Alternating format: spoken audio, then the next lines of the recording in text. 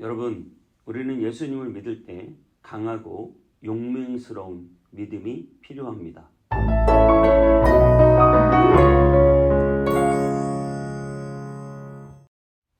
안녕하세요. 검단에 있는 온땅교회 성문교회 서정희 목사입니다. 여러분, 예수님을 믿으면서 얼마나 어려움들을 극복하고 계신가요? 제가 인도의 이남재 선교사님에 대한 이야기가 아직도 기억이 나는데요. 그분이 제자들을 많이 키우셨습니다. 그런데 인도에서도 힌두교에서 엄청나게 그 예수를 믿는다고 해서 핍박을 합니다. 이남재 선교사님의 그 제자들이 어떤 핍박을 받았는지 쭉 이야기를 들은 적이 있습니다.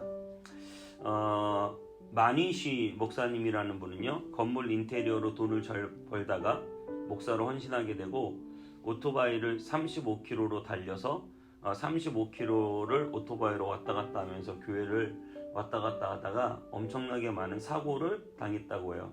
또 할아버지는 예수님을 믿다가 독사를 당했다고 합니다. 그리고 예배를 드리는 장소에 사람들이 몰려와서 예배당을 불태우겠다라고 말을 했어요. 그럼에도 불구하고 예배를 강행했죠. 예배를 드렸죠. 그래서 불태우려고 사람들이 몰려왔을 때 갑자기 부르지도 않은 경찰이 나타나서 그 사람들을 다 흩어지게 했다고 합니다. 란지트 목사님은 예수님 믿는다고 집에서 쫓겨나서 3년 반 동안 노숙 생활을 하다가 집에 돌아와서 아버지에게 이제 나는 맞아 죽겠구나 그렇게 생각을 했다고 해요. 그런데 오히려 아버지에게 귀신이 들어간 거예요. 그런 와중에 아버지의 그 귀신 떠나가도록 기도해줬고, 그리고 하나님께서 기적을 베풀어 주셨고, 그리고 아버지가 스스로 나중에 부적을 다 불태우시고 예수님을 믿었다고 합니다.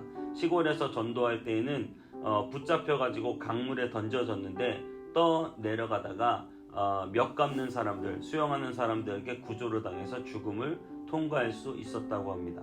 바니 목사님은 사역 때문에 낳은 지 한두 살 된 딸이 시골 아버지 집에 맡겼다가 죽게 되었다고 합니다.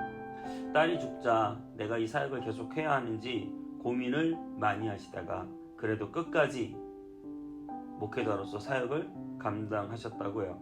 라케시 목사님은 집단 폭행을 당하셨다고 합니다.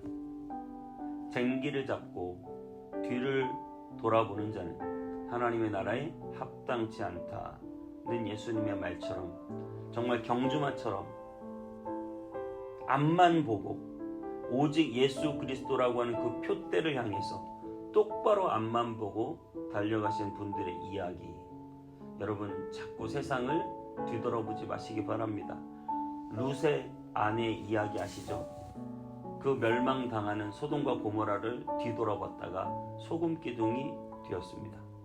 우리가 예수님을 믿으면서도 여전히 세상의 미련을 가지고 세상을 자꾸 뒤돌아보고 세상과 타협하고 용맹스러운 담대한 믿음이 아니라 세상과 끊임없이 타협하는 그런 믿음으로 우리가 살아가고 돈이 우상이 되고 쾌락이 우상이 되고 내 자식, 내 건강이 우상이 된다고 한다면 우리의 신앙이 정말 바른 신앙인가 한번 생각해 봐야 된다는 것이죠. 여호수아처럼 나와 내 집은 오직 여호와만 섬기겠다. 그 어떤 물질 권력에 무릎 꿇지 않고 오직 주님만 섬기는 저와 여러분 다 되시기를 주님의 이름으로 축복합니다. 여러분, 오늘 본문을 잠깐 설명하고 있겠습니다. 오늘 본문은 알렉산더 대왕 이후에 셀류쿠스 왕조에 대한 예언이에요. 근데 이 셀류쿠스 왕조에 에피파네스라고 하는 왕이 있는데 그 왕에 대한 예언이 뒷부분에 많이 분량을 차지하고 있습니다. 왜 근데 굳이 그 왕의 이야기가 많이 나오느냐? 바로 그 왕이 역대적으로 가장 강력한 핍박을 실행한 왕이었기 때문입니다. 엄청난 핍박을 해서요, 성전 중앙에 돼지 머리를 세워놓고 사람들에게 예배드리라고 한 것이죠. 그렇지 않으면 끔찍하게 살해를 하거나 감옥에 가두거나 그런 강력한 핍박을 실행한 것입니다. 돼지머리를 세워놓고 예배드리라는 것은 당시 유대인들이 가장 혐오했기 때문에 마치 우리 예배당에 돼지머리 세워놓고 하나님이 돼지머리라고 예배드리는 것이에요. 근데 참 희한한 건 그 당시에도 이 돼지머리를 혐오하게 봤는데 지금도 뭐 어디 고사 같은 거 지낼 때 돼지머리 올려놓고 고사 지내는 거 보면 참 영적인 세계는 통한다 그런 생각을 하게 됩니다. 어쨌든 여러분 그러한 상황에서 오늘 본문이 주어지는 것이죠. 다니엘서 11장 31절 32절 제가 한번 읽어보겠습니다. 군대는 그의 편에 서서 성소 곧 견고한 곳을 더럽히며 매일 드리는 제사를 폐하며 멸망하게 하는 가증한 것을 세울 것이며 그가 또 언약을 배반하고 악행하는 자를 속임수로 타락시킬 것이나 오직 자기의 하나님을 아는 백성은 강하여 용맹을 떨치리라. 아멘. 그 강력한 핍박 속에서도 하나님을 아는 백성은 강하여 용맹을 떨치리라. 여러분 정말 어두운 시대에 영웅이 등장하는 것처럼 정말 우리의 신앙이 힘들고 어려울수록 얼마나 이 신앙이 참된 신앙인가 드러나는 것이죠. 코로나로 많은 사람이 교회를 떠나고 코로나로 사람들이 어려울 때 그때 끝까지 신앙을 지키는 사람. 저희 교회는 뭐 개척교회니까요. 이 개척교회 상황을 알고 이곳에 와서 하나님 앞에 헌신하기로 다짐하는 믿음. 여러분 그것이 강하고 용맹스러운 믿음이다 라고 생각합니다. 엘리야 시대에 아합과 이세벨의 끔찍한 핍박이 있었습니다. 그 핍박을 피해서 주님이 준비한 그 바알과 아세라에게 절하지 않고 무릎 꿇지 않았던 7천인을 하나님이 준비하신 사건도 있습니다. 느부갓네살 왕이 우상에게 절하라고 할 때 다니엘의 세 친구는 풀무불에 들어가기도 합니다. 한국 교회도 신사참배의 역사가 있습니다. 일본의 그 억압 속에서 신사참배를 하라고 강요해서 교회가 그것을 의결한 적이 있습니다.